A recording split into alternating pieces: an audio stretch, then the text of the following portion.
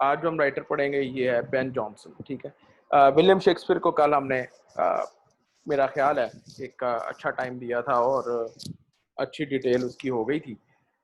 तो आज हम शेक्सपियर के जो कंटेम्प्रेरीज हैं उनको ज़रा देखेंगे, और कंटेम्प्रेरीज के अंदर ज़रूरी नहीं है कि हम सारों को डिटेल्स में जाएं। जिस तरह अभी आप देखेंगे कि हम फ्लेचर और बीमन जो है उनको हम किस तरह ट्रीट कर रहे हैं, लेकिन बेन जॉनसन जो है इसको टाइम देना बड़ा ज़रूरी है और इसके अंदर से कोई एक आधा क्वेश्चन भी आ सकता है, ठीक है। तो इसलिए इसको ज़रा थोड़ा सा ध्यान दें। और इसके बारे में जो सबसे मज़ेदार बात और इम्पॉर्टेंट बात है वो ये है कि ये एक पोएट लॉरेट था, ठीक है। अपने दौर में ये पोएट लॉरेट था और ये बहुत ही पोएट ऑफ द कोर्ट यानी कि था, ठीक है। और लंदन के अंदर अगर आप उन 20 ईयर्स को 25 ईयर्स को देखें तो वहाँ पे जो बहुत बड़ा नाम है जो डिबेट कर रहा है और लिटरेरी स्टैंडर्ड्स की बात कर रहा है और लिटरेरी स्टैंडर्ड्स को मेंटेन करने की बात कर रहा है, क्लासिकल स्टैंडर्ड्स की बात कर रहा है, वो एक ही बंदा है और बेन जॉनसन है, ठीक है। और बेन जॉनसन उस वक्त का जो ड्रामा लिखा जा रहा था उसके भी बहुत खिलाफ था। शेक्सपियर के खिलाफ नहीं है ये, ठीक है, ये आपने ध्यान में रखना है। जो रियल क्लासिक्स हैं उनके खिलाफ नहीं था, जो बाकी जो ड्रामा लिखा जा रहा था ये उसके खिलाफ था कि उन स्टैंडर्ड्स को और उन क्लासिकल प्रिंसिपल्स को फॉलो ज़रूर किया जाए जो कि हमेशा से ड्रामा की आर्ट का रहे हैं, हिस्सा रहे हैं। जिस तरह फिलिप सिडनी अगर आपको याद हो तो मैंने आपको बताया था कि वो भी यही बात करता है कि किस तरह ड्रामा के जो स्टैंडर्ड्स हैं, जो एरिस्टोटेलियन स्टैंडर्ड्स हैं, उनको किस तरह जो है वो डिस्ट्रॉय कर दिया गया है। तो वो यही चाहता है कि उन स्टैंडर्ड्स को रिस्टोर किया जाए, फिलिप सिडनी। और इसी तरह बेन जॉनसन भी है जो बात उन्हीं स्टैंडर्ड्स की करता है, उसी दौर की बात जो है ना वो करता है कि हम पुराने ज़माने पे चले जाए और पुराने ज़माने को रिवाइव किया जाए, ठीक है जी। और अगर आप ज़रा देखें कि जो ना बहुत ही उस वक्त की कमांडिंग फिगर्स में से एक था। जिस तरह आगे वाली सेंचुरी में हम देखेंगे कि डॉक्टर जॉनसन है, ठीक है।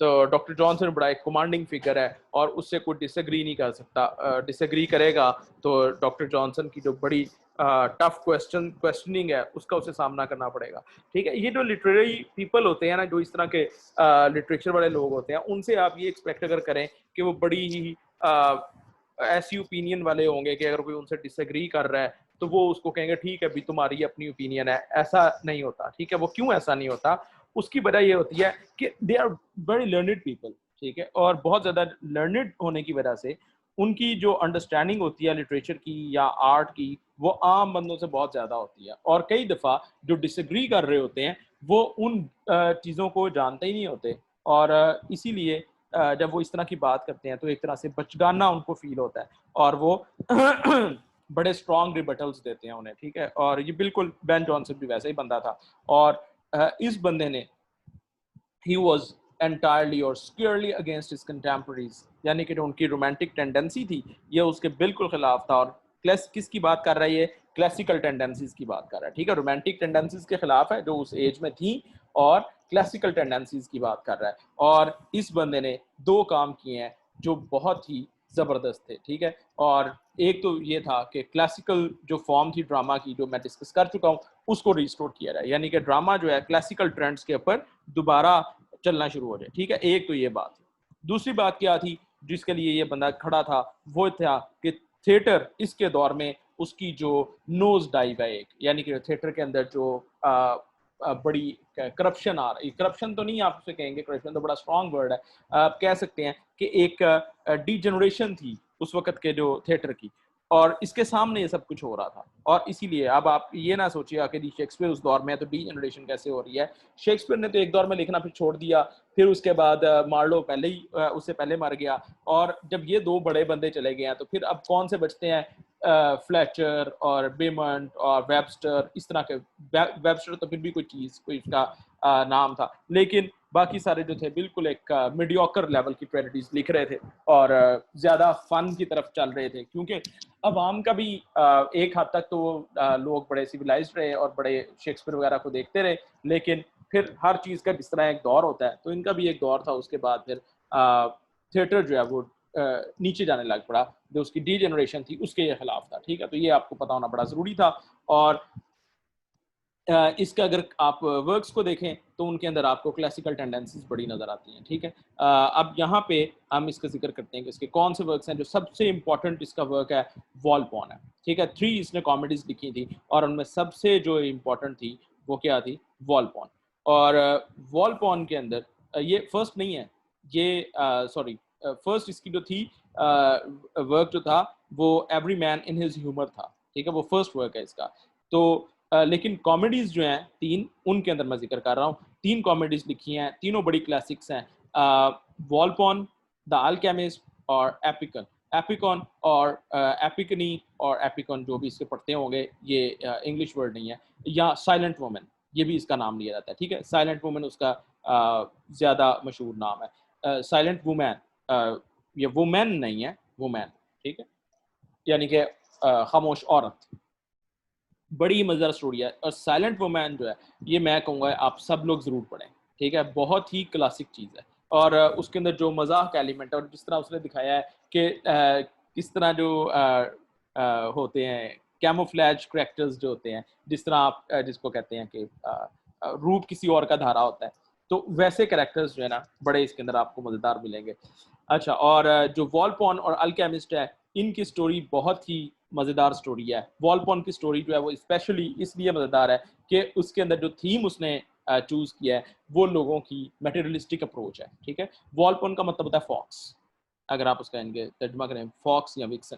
तो फॉक्स जो है ये असल में क्या कर रहा है, वॉलपॉन है, फॉक्स है, यानी कि बड़ा होशियार है, विकेड है।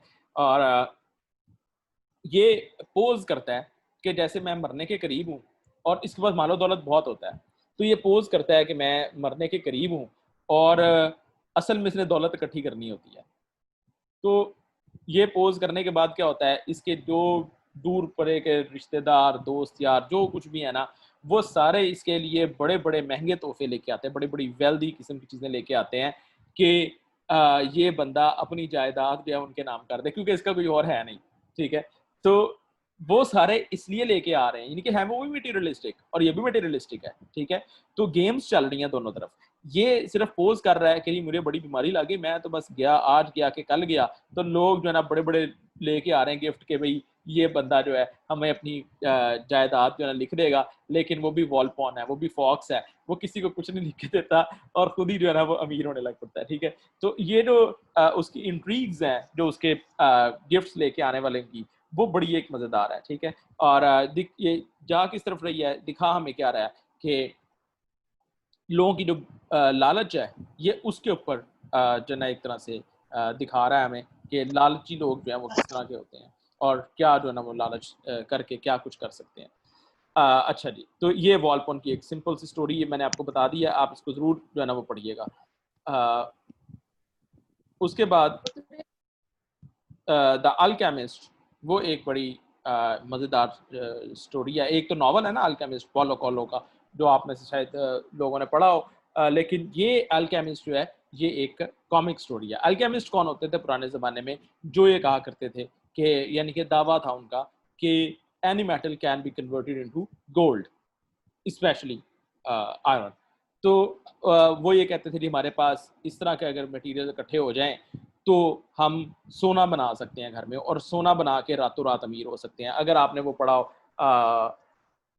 क्या नाम था, ट्वाइलाइट इन दिल्ली बाय अहमद अली, तो उसके अंदर भी उसने दिखाया कि मीर निहाल जो है वो अल्केमी पढ़ना शुरू कर देता है, ठीक है, कीमियागरी जिसे उर्दू में कहा जाता है। तो अल्केमिस्ट जो है वो भी गेट रिच क्विक वाले मेथड्स जो है ना वो दिखाता है लोगों को, और दिखा के रहा होता है कि उसके पास इनके अंदर जो है ना वो चीज़ें कौन कौन सी होती हैं। फिलोसफर्स स्टोन है, जो बड़ा कीमती चीज़ है, जो बड़ा मुश्किल से जो है ना मिलता है।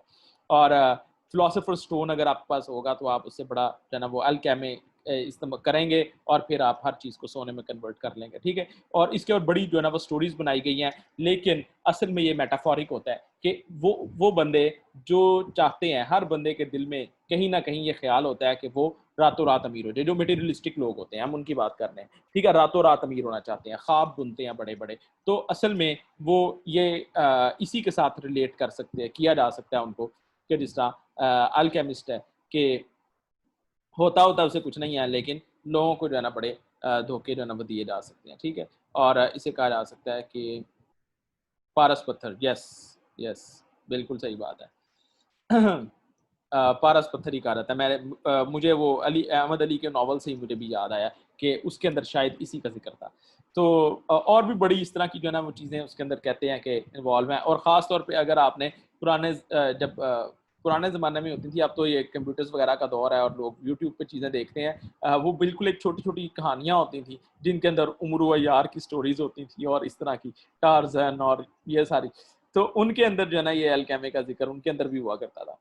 अच्छा, अब जो आते हैं साइलेंट वुमन की तरफ, और ये साइलेंट वुमन जो है ये माय फेवरेट, और क्यों मुझे फेवरेट लगी है, उसके अंदर जो खामोशी के जिस तरह वो प्ले करते हैं कि एक बंदा है और उसका साइकोलॉजिकल प्रॉब्लम है, और उस साइकोलॉजिकल प्रॉब्लम वाले बंदे को जो है ना वो ये एक तरह से ब्लैकमेल करते हैं। और वो क्या ब्लैकमेल करते हैं इसलिए नहीं मेरा फेवरेट कि वो साइकोलॉजिकल बंदे को पागल बनाते हैं, वैसे यानी कि इसमें जो स्टोरी है बड़ी इंटरेस्टिंग है। एक बंदा है, उसका नाम ही इसने क्या रखा हुआ है, मोरॉस। उसका नाम है मोरॉस है, यानी कि मोरॉस हम कहते हैं जो ग्रीफ या साइलेंस, और ग्रीफ वाली साइलेंस, ठीक है।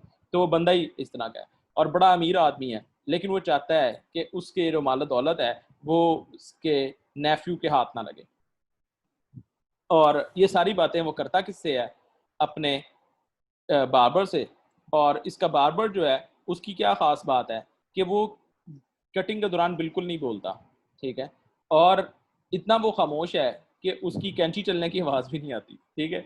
ये एक मज़ेदार बात है कि भाई कैसे हो सकता है कि कैंची चला रहा है लेकिन उसकी निकिंग साउंड जो है वो भी नहीं आ रही। तो वो साउंड भी नहीं आती, और ये इसीलिए उसके पास जाता है, ठीक है। और ये उससे सारी अपनी बातें करता है, उसे बताता है कि मैं इसलिए शादी भी नहीं इसलिए करता। अच्छा, अब ये इसका जो दोस्त है वो इसे मशवरा देता है कि तुम ऐसा करो, तुम्हें अब शादी करनी चाहिए ताकि तुम्हारे नेफ्यू के पास सब कुछ ना जाए, तुम्हारी अपनी औलाद के पास जाए, ठीक है। ये उसे जब कहता है तो वो कहता है मैं शादी उससे करूंगा जो साइलेंट वुमेन हो। और ये बंदा थोड़े दिनों बाद दावा करता है कि नहीं, मुझे एक साइलेंट वुमन मिल गई है। और ये इतना इम्प्रेस होता है उसकी साइलेंस से कि ये उसी वक्त जो है ना वो शादी की हाँ कर देता है, कहता है कि मैं अभी इसे शादी करूंगा, ठीक है। अब जैसे ही उसको घर लेके आते हैं। अच्छा, इसकी एक और बड़ी इंटरेस्टिंग बात है कि ये जो बंदा है ना, इसने अपने घर को भी एक साउंड प्रूफ जोन बनाया हुआ है। हर दरवाज़ों के नीचे इसने पैड्स रखे हुए हैं और अपने कानों में ईयर प्लग्स लगा के रखता है। बड़ा इसने सुकून हर तरफ क्रिएट किया हुआ है, ठीक है।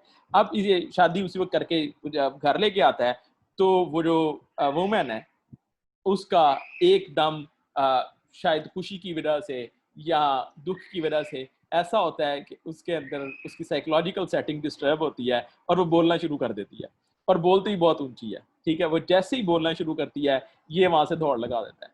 और उसके बाद ये मैं ऐसी स्टोरी आपको बता रहा हूँ, बड़ी मजेदार है, इसलिए मैंने कहा कोई थोड़ा बहुत आपको आइडिया हो जाए। अच्छा, तो वहां से भाग जाता है और फौरन लॉयर को बुलाता है कि मेरे इससे डाइवोर्स चाहिए।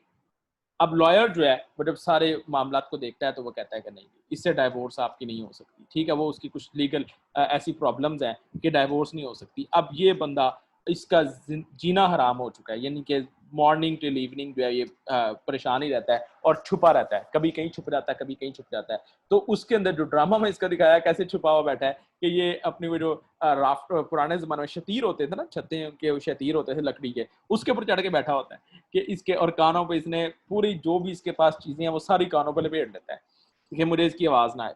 अच्छा, इसके बाद इसका नेव्यू जो है वो कहता है कि मैं तुम्हें इससे निजात दिला देता हूँ, लेकिन शर्त क्या है कि मुझे 500 पाउंड ईयरली दिए जाए, ठीक है। और ये कहता है ठीक है भाई, मैं 500 पाउंड ईयरली दे दूंगा। जैसे ही वो साइन करता है, साथ ही पता क्या लगता है, सब कुछ वो जो इसका नेव्यू है वो सारा डिजाइन रिवील कर देता है कि हुआ क्या था। हुआ ये था कि इसका जो बार्बर था वो असल में इसके नेव्यू के साथ मिला हुआ था, ठीक है जी। और इन दोनों ने प्लान करके उसको फंसाया था, और जिससे फंसाया था कि जिससे हम शादी करते, वो जो वुमेन थी उसका क्या चक्कर था, वो वुमेन एक असल में कोई दूर से कोई लड़का उठ लेके आए थे, उसको भी पैसे पुसे दिए हुए थे, और उस लड़के ने अपना रूप बदला हुआ था, ठीक है।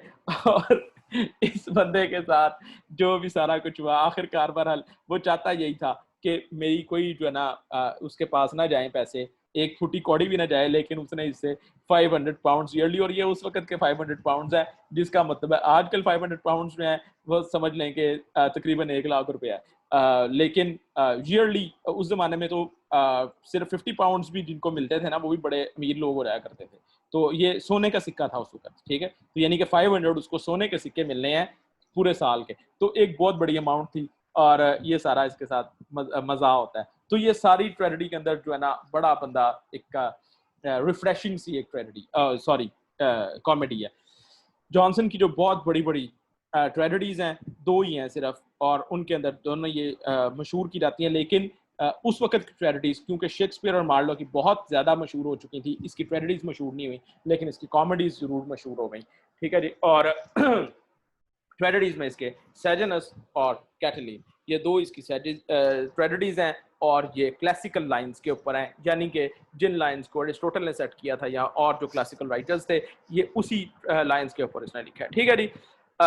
ये था हमारा मिस्टर बेन जॉनसन। अब इसके बाद हम चलते हैं आगे। शेक्सपियर के दो दूसरे कंटेम्प्रेरीज हैं, इनमें फ्लेचर और बेमन, इनके बारे में कहा जाता है ये दोनों इकट्ठे लिखते थे, लेकिन ये लोग किसके ऊपर आ गए थे, ये सेंसेशनलिज्म के ऊपर आ गए थे, ठीक है।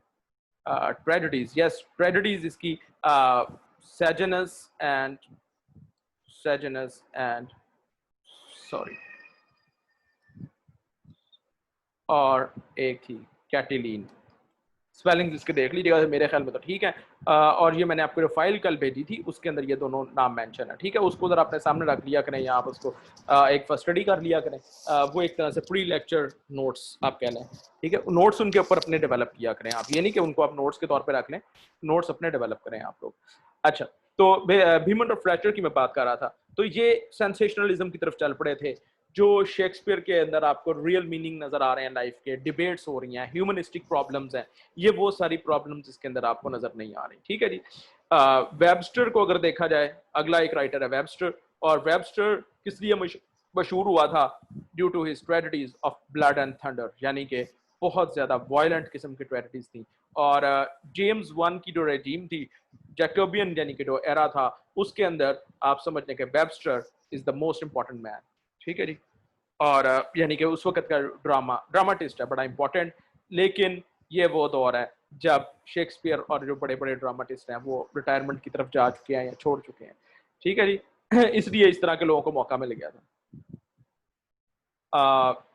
उसके बाद जिस तरह मैं अक्सर कहता हूँ, जब क्रिकेट देख रहे हो तो मैं कहता हूँ कि शुएब अख्तर, वसीम अकरम और वकार यूनुस के बाद हर छोटा मोटा प्लेयर जो अपने आप को बैट्समैन समझने लग पड़ा है, ठीक है। तो अगर ये बिल्कुल यही यहाँ पर यही सिचुएशन है कि हर छोटा मोटा बैट्समैन जो है वो समझ रहा है, हर छोटा मोटा ड्रामाटिस्ट समझ रहा है मैं भी ड्रामाटिस्ट हूँ, ठीक है। तो बड़े बड़े नाम शेक्सपियर के और मार्लो जैसे गुजर चुके थे। उसके बाद मैसेंजर और मैसिंगर एंड फोर्ड, ये दो जो ना वो नाम है। और इन दोनों ने क्या किया था, इन दोनों ने कैरेक्टर्स इमोरलिटी की तरफ चल पड़ा था ड्रामा, यानी कि ड्रामा जो किसी जमाने में बड़ा जबरदस्त हुआ करता था, अब उसके अंदर इमोरल एलिमेंट आ गया है और फजूल किस्म के सीन्स आ गए हैं, यानी कि बड़े एक घटिया लेवल जो है ना ड्रामा का हो गया था।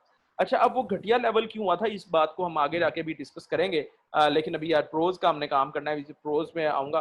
और वो जो घटिया लेवल जो हम करेंगे वो मैंने एक पूरी आपको समरी दूंगा, यानी कि कोई हमने जो कुछ हम पढ़ चुके हैं और जो आगे आने वाली जो एजेस हैं, एक दो जो एजेस हैं जिसको हमने रेनेसांस के अंदर ही कवर किया है, उन एजेस को भी डिस्कस करेंगे, यानी कि कैरोलिन एज और जैकबियन एज, ठीक है। आज मैंने इसको करना है। ये जनाब इस जमाने का जो थिएटर है वो मैं बता चुका हूँ आपको कि अब वो थिएटर के अंदर जो ग्रैंडर था वो खत्म हो चुका है। जिस दौर पे हम आ चुके हैं फोर्ड वाले यानी कि जमाना जो है, और ये कैरोलिन एज आप इसे कह सकते हैं, जैकबियन एज का एंड है, ठीक है। जैकबियन एज का एंड है या कैरोलिन एज है, ठीक है। इनको अब एग्जैक्ट हम उसके अंदर मेजर नहीं कर सकते। अब हम चलते हैं फ्रांसिस बेकन की तरफ। जो प्रोज राइटर्स हैं, उस वक्त का जो मेजर प्रोज राइटर है वो फ्रांसिस बेकन ही है। एक और टॉमस नैश था, उसको हम जिक्र कर चुके हैं पहले, ठीक है, जिसने वो एक नॉवल लिखा था, नॉवल टाइप चीज लिखी थी, जिसको बाद में अभी नॉवल उसे कहते नहीं, अभी भी हम उसको फर्स्ट नॉवलिस्ट नहीं कहते, लेकिन वो एक नैरेटिव उसने लिखा था। फ्रांसिस बेकन जो है बड़ा इंपॉर्टेंट कैरेक्टर है, और आप लोग उस एज का और आप लोगों के लिए भी बड़ा एक इम्पॉर्टेंट है, क्योंकि इसके ऊपर से दो सवाल आ सकते हैं, दो या तीन सवाल आ सकते हैं बड़े आराम से। बेकन जो है इसकी लाइफ के बारे में अगर आपको पता हो तो ये he is the man whose life is full of paradoxes, बहुत ही डिफरेंट एक्सट्रीम्स पे जा रहा है। एक तरफ इसकी जो पॉलिटिकल साइड है अगर आप उसको देखें तो उसमें प्लॉटिंग कर रहा है, इंट्रीग्स हैं, धोखा है, इवन करप्शन है, ठीक है, फाइनेंशियल करप्शन भी शामिल है। दूसरी तरफ अगर आप देखें तो एक बहुत ही जबरदस्त थिंकिंग वाला बंदा है, एक वेल ग्राउंडेड थिंकिंग है, वेल एस्टेब्लिश्ड नॉलेज के साथ, और बड़ी इनसाइट के साथ वो लाइफ को देख रहा है, पर्सपेक्टिव उसका बहुत डीप है, और विजनरी एक किस्म का इंसान है जो आप उसके एसेज के अंदर उसको देखते हैं, ठीक है। और हैलम इसका बहुत बड़ा क्रिटिक है, तो हैलम ने इसके बारे में एक डेफिनेशन दी, और वो हैलम की डेफिनेशन क्या है कि कहता है, मैं डेफिनेशन पूरी पढ़ता हूँ, बड़ी मजेदार उसने डेफिनेशन दी है। कहता है, a man who being entrusted with the highest gifts of heaven habitually abused them for the poorest purpose of earth, hired them out for guineas, places and titles in the service of injustice, covetousness and oppression. क्या इस बंदे ने किया? कहता है कि इसको कुदरत ने बहुत बड़े बड़े इनामात से नवाजा था, लेकिन इस बंदे ने आदत से मजबूर होकर उनको अब्यूज ही किया, हमेशा नेगेटिवली यूज किया, और उनको पैसा कमाने के लिए, हाई प्लेसेस के लिए, या अपने टाइटल्स के लिए इसने सबको कुर्बान करने में कोई कसर नहीं छोड़ी, ठीक है। और एक इसमें एक सैड सा एक टेंट आपको नजर आएगा कि एक इतना जो बंदा है जो कि बहुत ही हायर लेवल पे जा चुका है, उसके साथ ऐसा क्यों हो रहा है और उसे ऐसा क्यों करना पड़ रहा है? बिकॉज ऑफ द टाइम्स, वक्त उसका ऐसा है, ठीक है। आजकल के दौर में अगर एक बंदा ऐसा करना चाहे कि वो ऊपर जाना चाह रहा है और हायर लेवल पे जाना चाह रहा है, तो वो क्या करेगा? क्या उसके लिए पॉसिबल है कि वो through fair means, through very fair means वो ऊपर जाता जाए? ठीक है, बहुत इंतजार करे और बहुत ही ठीक है सब्र करे और ये सब कुछ, लेकिन बेकन बहुत ही टैलेंटेड आदमी है, और उस दौर में जब वो देख रहा है कि पार्लियामेंट में और क्वीन के इर्द गिर्द, क्वीन के दौर में भी था ये, यानी कि जिंदा था तब, ये बड़ा था, ग्रोन अप था, शुरू में क्वीन की जो कोर्ट था वहां पे ये आता रहता इसलिए था कि इसका जो फादर था वो लॉर्ड कीपर था, ठीक है। लॉर्ड कीपर उसे कहा जाता है जिसके पास क्वीन की ऑफिशियल स्टैंप होती है, ठीक है, ऑफिशियल सील जो होती है क्वीन की, जिसको वो आपने देखा होगा कि वो रेड सा एक वो लगाते हैं, पहले वैक्स लगाते हैं और उसके बाद उसको एम्बोस किया जाता था एक स्टील की स्टैंप से।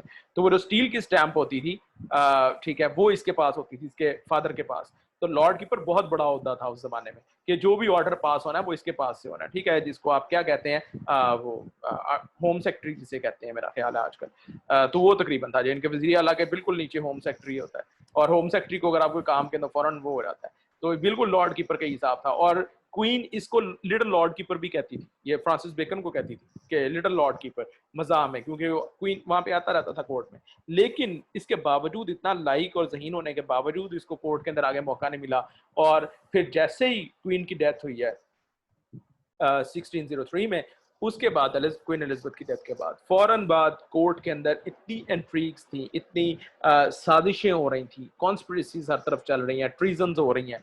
तो वहां पे सर्वाइवल के लिए बड़ा जरूरी था कि बंदा बहुत ही होशियार हो, और इसने क्या किया, इसने he took sides with the king and took very great advantage, very monetary advantage, I mean materialistic advantage. और उसके बाद later on he was charged with corruption.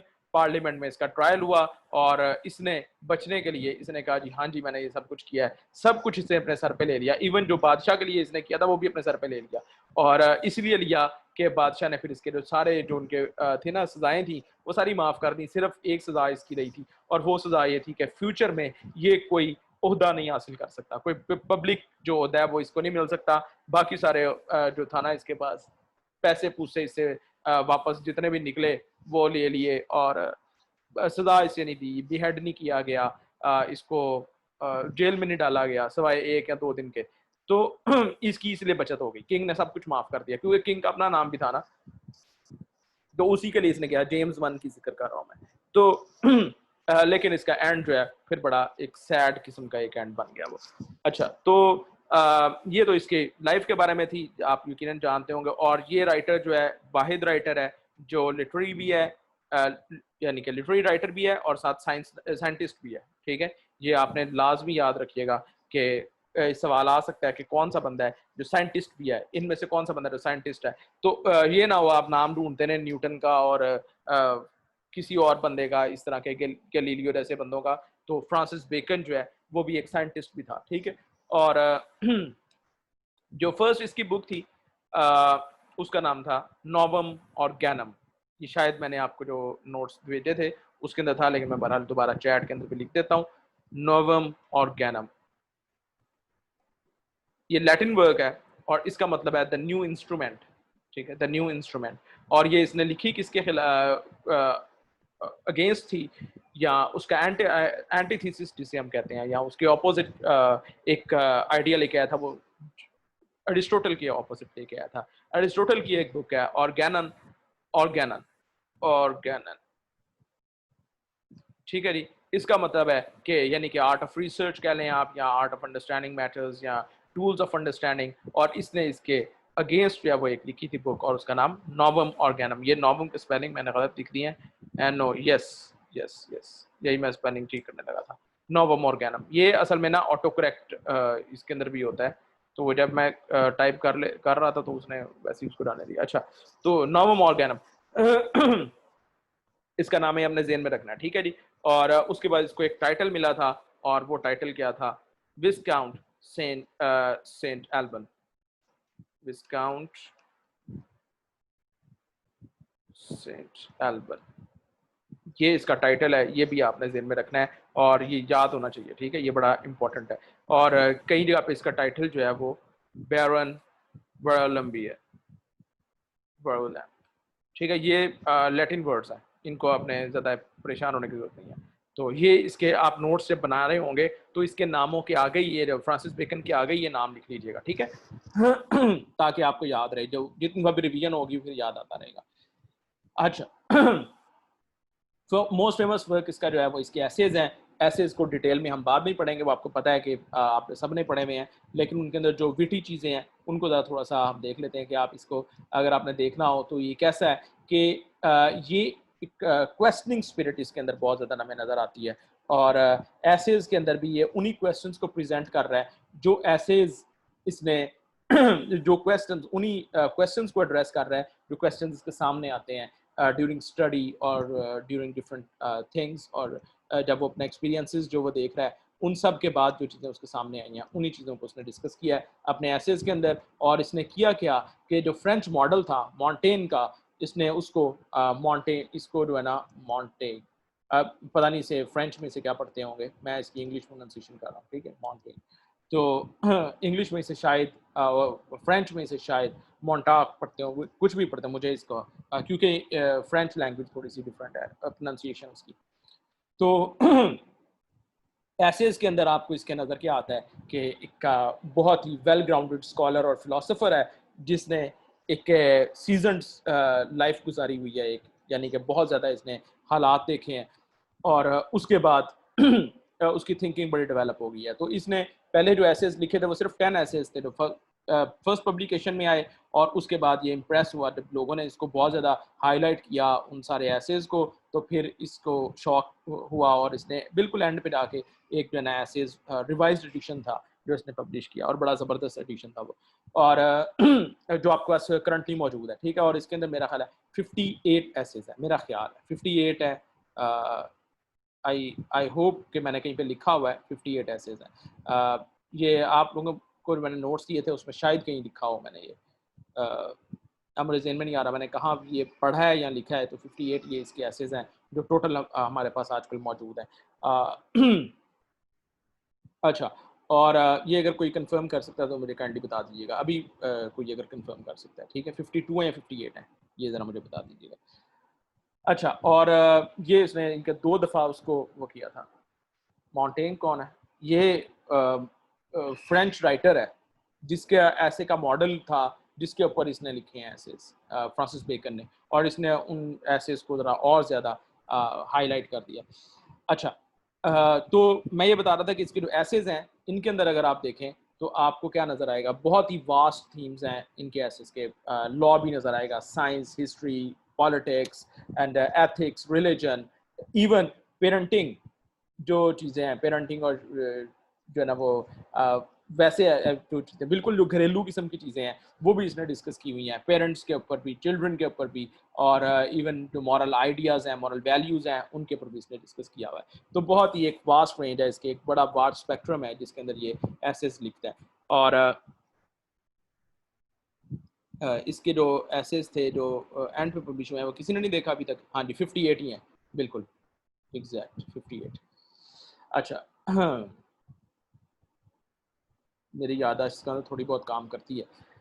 तो इसको हम जो है ना, अब जो इसके एसेस की डिटेल्स हैं कि कौन से एसेस के अंदर क्या क्या कुछ है, जो इसका लिटरेरी स्टाइल है, वो स्टाइल तो इसका आपको पता है कि उसके अंदर पिथी एपिग्राम्स हैं, एपिग्रामेटिक स्टाइल है, एफोरिस्टिक स्टाइल है, और प्रिसाइज है। ठीक है, बहुत ज़्यादा चीज़ों को कूजे में दरिया बंद करना जिसको हम कहते हैं। बहुत ही लिमिटेड वर्ड्स यूज़ करता है, लेकिन उसका जो इफेक्ट है बहुत हायर लेवल का है। ठीक है, तो ये सारी चीज़ें इसके अंदर शामिल हैं। और उसके बाद जो बिल्कुल इकोनॉमी ऑफ लैंग्वेज कैसे, यस इकोनॉमी ऑफ लैंग्वेज आप इसे कह सकते हैं। ठीक है, वर्बोसिटी नहीं है, कंसाइज स्पीच आप कह सकते हैं इसे।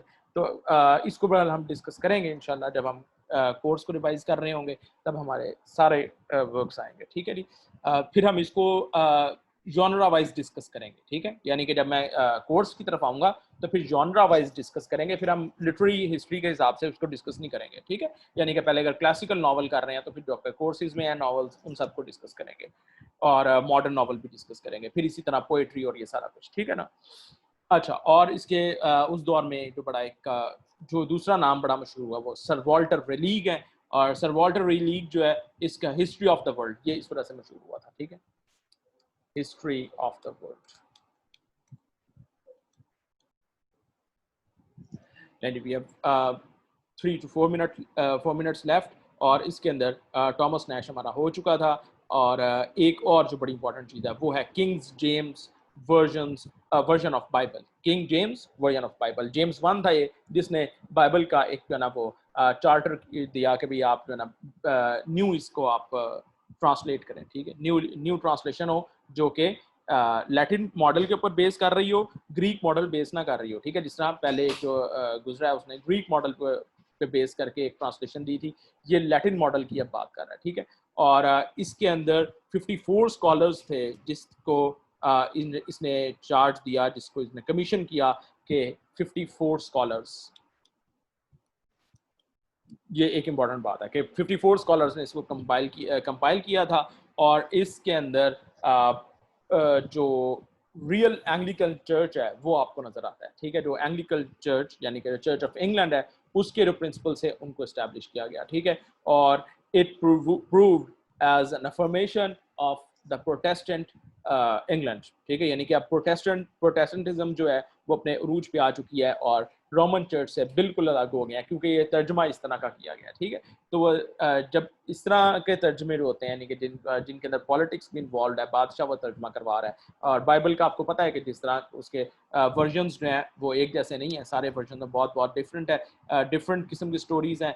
तो पहले एक तर्जमा वाइक्लिफ ने किया था जो कि प्रोटेस्टेंटिज्म पे के ऊपर तरफ चला था, यानी कि प्योरिटनिज्म की तरफ, और उसको हमने कहा था कि वो स्कूल ऑफ लॉलार्ड्स उसके नाम से मशहूर हुआ था। और अब ये वाला जो वर्जन है, यहाँ पे आके में एक सही इंग्लिश बाइबल नज़र आती है जो एंग्लिकन चर्च की है, और यानी कि चर्च ऑफ इंग्लैंड की है, और उसके अंदर प्रोटेस्टेंट एलिमेंट बहुत ज़्यादा है। ठीक है, और यहाँ पे एक चीज़ आपको वैसे पता होना बड़ा ज़रूरी है कि रेनेसांस के अंदर जो दो मेजर चीज़ें हैं जिनकी वजह से इंग्लिश लैंग्वेज आपको आज की शक्ल में नज़र आ रही है, और the great preservators of English language or the conservators of English language are two things. One is Shakespeare, the other one is the translation of Bible, या जिसे King James version of Bible कहा जाता है। ठीक है, तो ये दो लैंग्वेज के प्रिजर्वेटर हैं बहुत बड़े, जिनकी वजह से इंग्लिश लैंग्वेज जो है मॉडर्न स्टाइल में आपके पास मौजूद है। नहीं तो हो सकता है अगले 2 अदवार में वापस चली जाती।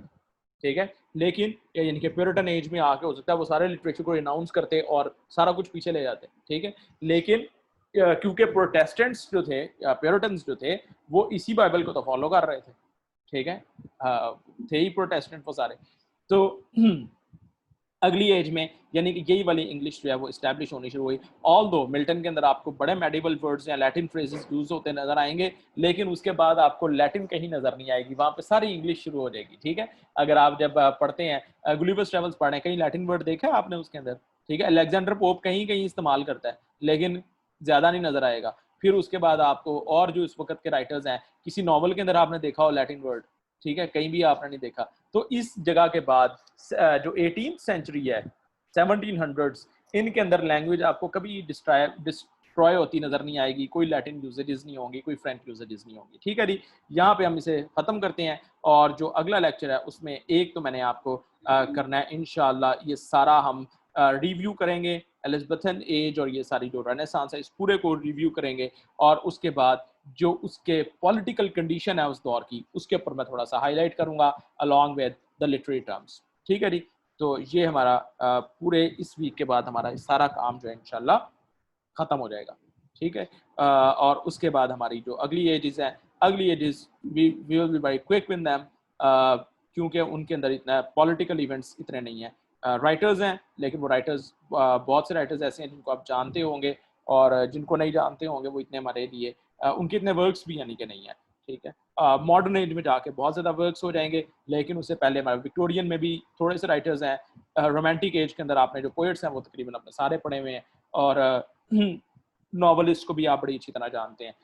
तो कोई यानी कि इतना डिफ़िकल्ट पार्ट जो था वो यही था, जिसके अंदर बहुत ज़्यादा जो ना एक नुआंसेस हैं, बहुत ज़्यादा डिफरेंट किस्म की चीज़ें हमें नज़र आती हैं। ठीक है जी, यहाँ पे हम लेक्चर अब ख़त्म करते हैं।